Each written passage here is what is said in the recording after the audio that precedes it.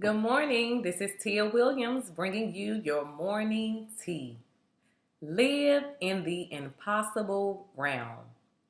I was driving my 10-year-old son to school this morning and he asked me, Mom, are you going to do morning tea today? And I said, Yeah. He said, Well, what are you going to talk about? I said, I'm going to tell them to live in the impossible realm. He said, Mom, you should tell them to spell impossible. I said, Okay. He said, I'm possible. I said, Wow, that is clever. So, thanks to Mason for giving us that clever tidbit. I mean, because if you think about it, that's the realm that God dwells in, the impossible realm. Not that it's impossible for Him, but it's impossible for us. We can't understand how this is going to work. We don't understand what else can we do. We're at a point now of surrender.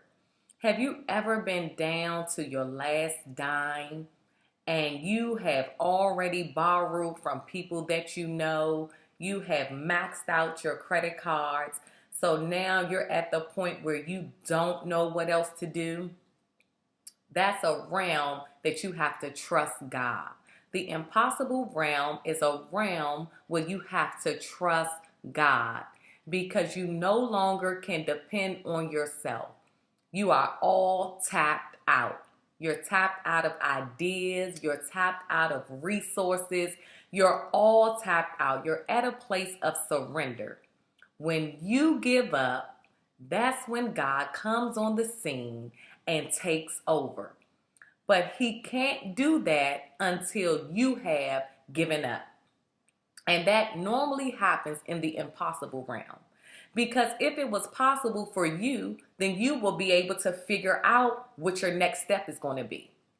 It's only when you live in the impossible realm that you have to trust God.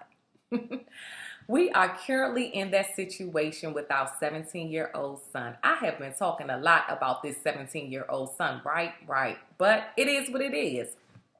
So it looks like this boy has put himself in a ditch. And we can't figure out how is he going to get himself up out of this. Because before he was in a pit and we were like, okay, he's not really doing anything to get himself out of. And recently he dug himself in a deeper ditch. And so I'm like, well, if he wasn't able to get himself out of the pit that he was in, and now he's in a deeper ditch, and time is coming to an end, we're at the point now where we're like, how is this going to end? My husband said, I am so excited because I can't wait to see how this is going to end. That's his way of saying, I give up. Not that we give up on our son, because we never would give up on him, but we give up on giving him advice. We give up on telling him what it is he needs to do because obviously he's not listening. He wants to do things his way. So I am excited because now it's like, God, we cast all of our cares on to you. But this is no surprise to God that we're in this situation. Just like it isn't any surprise to God that you're down to your last dime. Not that it's a surprise to God that your marriage is on the rocks. None of this is a surprise to God. But He cannot step in as long as you keep coming up with your plans, your ideas, your solutions on solving your problem. Now, let me make this clear to you. God does not wait till we fall on our face to want to step in. It's just that if we had $1 million in the bank, guess what? We would depend on those $1 million. But you can have $1 million in the bank and depend on God, and He will show up every time. But it's because we're depending on our own way of thinking, our own solutions, our own way of doing things, that we never allow God the opportunity to step in before it becomes impossible to us, right? So I'm saying to you guys, live in the impossible realm. That means to think big, to not depend on yourself. Even when it comes to your kids, always trust God. Just at the beginning, say, God, I turn him over to you. And then you can be in peace.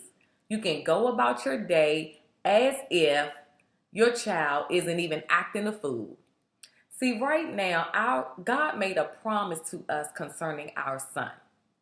So even though our son is acting contrary to what was promised to him, my husband and now are just focused on the end result. We're focused on what God has promised us concerning this child. Because if we looked at the actions of our child, we would be like, we're not using our money for this, we're not even going to even entertain this idea.